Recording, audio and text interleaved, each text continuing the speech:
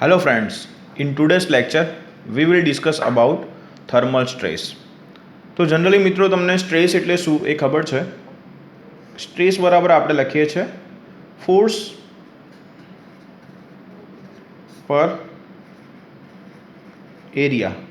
Okay, કોઈ બી મટીરિયલની અંદર stress ક્યારે ઉદ્ભવે છે તો જ્યારે આપણે મટીરિયલ ઉપર ટેન્સાઇલ કે કોમ્પ્રેસિવ ફોર્સ એપ્લાય કરીએ છીએ ત્યારે મટીરિયલની અંદર એને રેઝિસ્ટ કરતું, આ તમે જે ફોર્સ એપ્લાય કરો છો એને રેઝિસ્ટ કરતું ફોર્સ જે છે એ ડેવલપ થાય છે.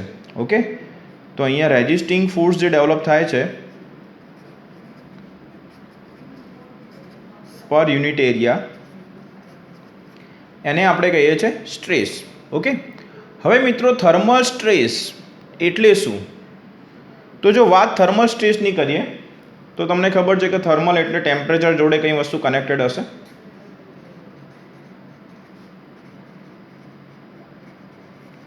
ઓકે, હવે આપણે એક મટીરિયલ છે અને એનું ટેમ્પરેચર આપણે ઇન્ક્રીઝ કરીએ છીએ, મીન્સ કે એનું ટેમ્પરેચર આપણે વધારીએ છીએ, બરાબર? તો એ મટીરિયલની અંદર શું થશે? એક્સપાન્શન થશે બોથ ધ સાઈડ. ઓકે, ક્યારે એક્સપાન્શન થશે? જ્યારે આપણે એનું ટેમ્પરેચર રાઇઝ કરીએ છીએ. ઓકે, એનાથી ઓપોઝિટ વિચારીએ તો જ્યારે આપણે કોઈ બી મટીરિયલ છે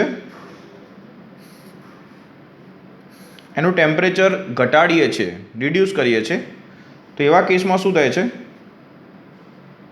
તો એની લેન્થ જે છે એમાં શું થાય છે? ઘટાડો થાય છે. ટેમ્પરેચર ડિક્રીઝ કરીએ લેન્થમાં શું થાય છે? ઘટાડો થાય છે. ઓકે, હવે આપણે આને બંને સાઈડ, અત્યારે તો જો આ મટીરિયલ જે છે એ બંને સાઈડ કેવું છે? ફ્રી ટુ એક્સપાન્ડ, બરાબર? ફ્રીલી એક્સપાન્ડ થઈ શકે એવું છે. પણ માની લો કે આપણે આ મટીરિયલ જે છે એના બંને જે એન્ડ છે એને ફિક્સ કરીએ, બંને એન્ડ છે આ બંને એન્ડને ફિક્સ કરીએ આપણે, બરાબર? તો બંને એન્ડને આપણે જ્યારે ફિક્સ કરીશું અને પછી આપણે ટેમ્પરેચર વધારીશું, બરાબર? તો એવા કેસમાં એની લેન્થ વધે તો નહીં, કેમ કે આપણે બંને છેડા શું કર્યા છે? ફિક્સ કર્યા છે, પણ એની અંદર શું ઉદ્ભવે છે? સ્ટ્રેસ ઉદ્ભવે છે. તો આવા કેસમાં ઉદ્ભવતું જે સ્ટ્રેસ છે એને આપણે કહીએ છીએ થર્મલ સ્ટ્રેસ.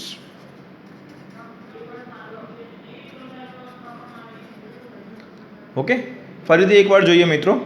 તો જનરલી થર્મલ એટલે ટેમ્પરેચર જોડે કનેક્ટેડ હશે, બરાબર? હવે કોઈ બી મટીરિયલ છે એની જ્યારે તમે એનું ટેમ્પરેચર વધારો છો ત્યારે એની લેન્થમાં શું થાય છે? વધારો થાય છે. અને તમે ટેમ્પરેચર ઘટાડો છો ત્યારે લેન્થમાં શું થાય છે? ઘટાડો થાય છે. પણ અહીંયા જો મટીરિયલના બંને છેડા જે છે એને ફિક્સ કરવામાં આવે, બંને છેડાને જો ફિક્સ કરવામાં આવે તો ડ્યુ ટુ આપણે ફ્રી એક્સપાન્શન અને કોન્ટ્રાક્શનને અટકાવીએ છીએ, બરાબર? એને પ્રિવેન્ટ કરીએ છીએ. તો ફ્રી એક્સપાન્શન અને કોન્ટ્રાક્શન ના થવાના લીધે મટીરિયલની અંદર શું થશે? સ્ટ્રેસ પ્રોડ્યુસ થશે. એ સ્ટ્રેસને આપણે કહીએ છીએ થર્મલ સ્ટ્રેસ. ઓકે, હવે જો આપણે આની ફ્રી એક્સપાન્શન ફ્રીલી થવા દઈએ, બરાબર, તો એવા કેસમાં આની મટીરિયલમાં સ્ટ્રેસ ઉદ્ભવશે નહીં. પણ જ્યારે આપણે એના છેડા ફિક્સ કરીએ છીએ, બરાબર, તો એવા કેસમાં એની અંદર શું થાય છે? સ્ટ્રેસ પ્રોડ્યુસ થાય છે.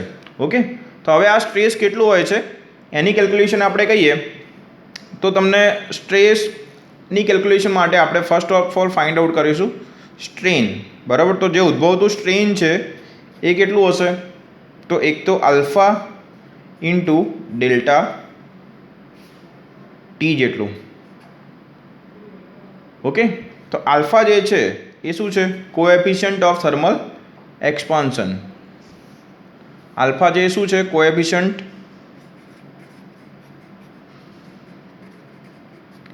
Of thermal expansion.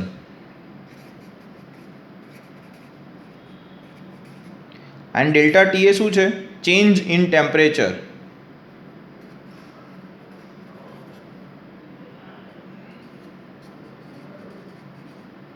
ઓકે, તો એપ્સાઇલોન ઇઝ ઇક્વલ ટુ શું થશે? આલ્ફા ઇન્ટુ ડેલ્ટા ટી, બરાબર. હવે એપ્સાઇલોન બરાબર આપણે શું લખી શકીએ છીએ? તો એપ્સાઇલોન એ સ્ટ્રેન છે અને એપ્સાઇલોન બરાબર આપણે લખીએ છીએ delta L by L. Okay, તો ફાઇનલ ઇક્વેશન આપણે જોઈએ તો delta L is equal to L alpha delta T થશે, જ્યાં એલ એ ઓરિજિનલ લેન્થ છે,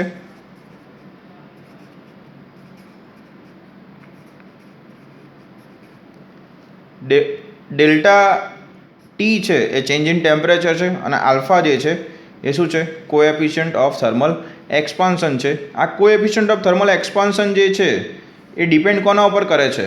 તો એ ડિપેન્ડ કરે છે મટીરિયલ ઉપર. દરેક મટીરિયલ જે છે એનું ટેમ્પરેચરમાં તમે વધારો કે ઘટાડો કરો છો તો એની લંબાઈમાં થતો વધારો કે ઘટાડો એ મટીરિયલની પ્રોપર્ટી ઉપર ડિપેન્ડ કરે છે, બરાબર.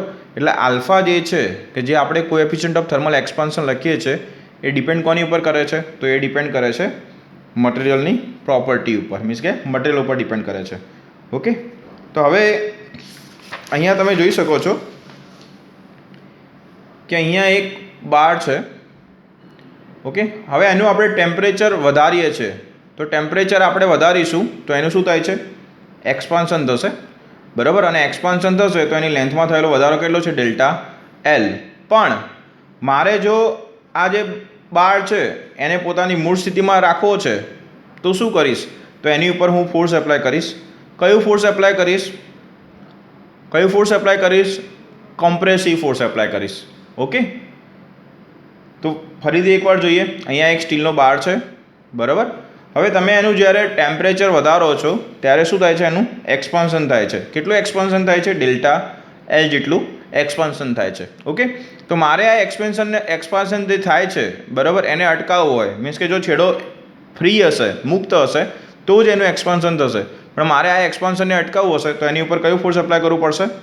કોમ્પ્રેસિવ ફોર્સ એપ્લાય કરવું પડશે. ઓકે, તો ફરીથી એકવાર ટેમ્પરેચર જે છે એ રાઇઝ થશે. ટેમ્પરેચર રાઇઝ થાય તો એક્સપાન્શન થશે અને આ એક્સપેન્શનને આપણે પ્રિવેન્ટ કરવું હોય તો કયું ફોર્સ એપ્લાય કરવું પડશે? કોમ્પ્રેસિવ ફોર્સ જે છે એ એપ્લાય કરવું પડશે. ઓકે, એનાથી ઓપોઝિટ આપણે વિચારીએ. ઘણી વખતે ઘણા સ્ટુડન્ટ આમાં ભૂલ કરે છે કે ભાઈ એક્સપાન્શન થાય છે એટલે ટેન્સાઇલ ફોર્સ આપણે એપ્લાય કરવું પડશે, પણ એનાથી આપણે ઓપોઝિટ, જે એક્સપાન્શન થતું હોય તો કોમ્પ્રેસિવ આવશે. એનાથી આપણે ઓપોઝિટ કન્ડિશન વિચારીએ કે અહીંયા એક સ્ટીલનો બાર છે, એનું ટેમ્પરેચર આપણે શું કરીએ છીએ? ડિક્રીઝ કરીએ છીએ. ટેમ્પરેચર આપણે ઘટાડીશું તો એની લેન્થમાં શું થાય છે? ઘટાડો થાય છે. લેન્થમાં થતો ઘટાડો એ કેટલો છે? ડેલ્ટા એલ જેટલો છે. ઓકે, તો અહીંયા જે લેન્થમાં ઘટાડો થાય છે, બરાબર. હવે આપણે આને પોતાની મૂળ સ્થિતિમાં, જો માની લો કે બંને છેડા એને ફિક્સ કરેલા છે, બરાબર, અને એનું ટેમ્પરેચર આપણે ઘટાડીએ છીએ તો એની લેન્થમાં ઓરિજિનલમાં શું થાય છે? ડિક્રીમેન્ટ આવે છે, મીન્સ કે ઘટાડો થાય છે. પણ જો આપણે બંને છેડા જે છે એને ફિક્સ કરવા હોય, બંને છેડા ફિક્સ કરેલા હશે તો એવા કેસમાં બારની અંદર ઉદ્ભવતું સ્ટ્રેસ એ કયું હશે? ટેન્સાઇલ સ્ટ્રેસ હશે. ઓકે, તો ફરીથી ટેમ્પરેચર રિડ્યુસ કરીશું તો લેન્થમાં શું થાય છે? ઘટાડો થાય છે. લેન્થમાં ઘટાડો થાય છે તો આપણે ઓરિજિનલ લેન્થ જે છે એને જાળવી રાખ્યું હોય તો આપણે કયું ફોર્સ એપ્લાય કરવું પડે? ટેન્સાઇલ ફોર્સ જે છે એ એપ્લાય કરવું પડશે.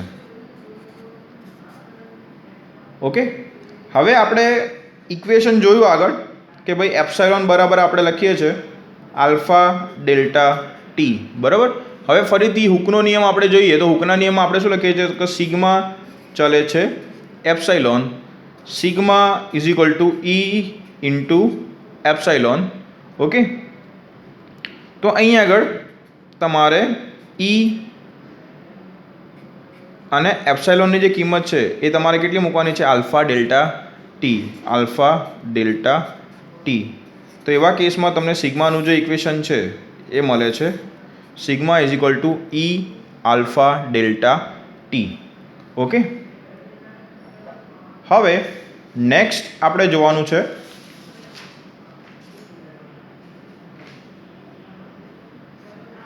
સપોર્ટ જે છે એને યલ્ડ કરેલા હોય તો ઇક્વેશન શું આવશે, અને સપોર્ટનું યલ્ડિંગ ના કર્યું હોય તો ઇક્વેશન શું આવશે.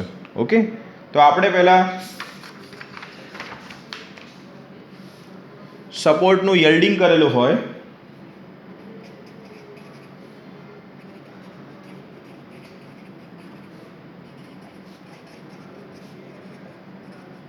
સપોર્ટને જો યલ્ડ ના કર્યા હોય તો એના માટે ઇક્વેશન કયું આવશે, તો આપણે જે ઇક્વેશન લખે એ જ આવશે. સિગ્મા મીન્સ કે સ્ટ્રેસ, થર્મલ સ્ટ્રેસનું ઇક્વેશન જે છે એ આવશે આલ્ફા ડેલ્ટા ટી ઇન્ટુ ઈ મીન્સ કે ઈ આલ્ફા ડેલ્ટા ટી, અને સ્ટ્રેનનું ઇક્વેશન આવશે આલ્ફા ડેલ્ટા ટી. પણ માની લો કે સપોર્ટને યલ્ડ કર્યા છે, ઇફ સપોર્ટ ઇઝ યલ્ડિંગ કરેલું છે તો એવા કેસમાં શું થશે, તો કેટલું યલ્ડિંગ થશે, તો યલ્ડિંગ થશે ડેલ્ટા જેટલું. બરાબર, તો લેન્થમાં જે વધારો થાય છે, બરાબર, એ આપણે લખીએ છીએ એલ આલ્ફા ટી. એમાંથી તમારે આ જે ડેલ્ટા છે એને શું કરવું પડે, બાદ કરવું પડે. બરાબર, તો હવે આપણે દરેક જે ટર્મ છે એને આપણે એલ વડે ડિવાઈડ કરીશું તો ફાઇનલ ઇક્વેશન શું આવશે, તો જો અહીંયા આગળ ડેલ્ટા એલ બાય એલ બરાબર શું થઈ જશે, અહીંયા આગળ એપ્સાઇલોન થઈ જશે. અહીંયા આગળ એલ ગયા તો શું વધશે, આલ્ફા ઇન્ટુ ટી વધશે minus delta by L.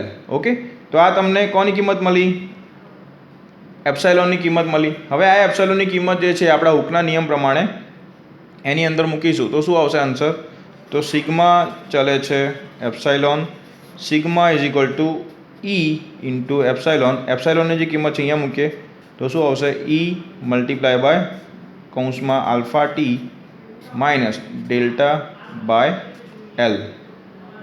Okay,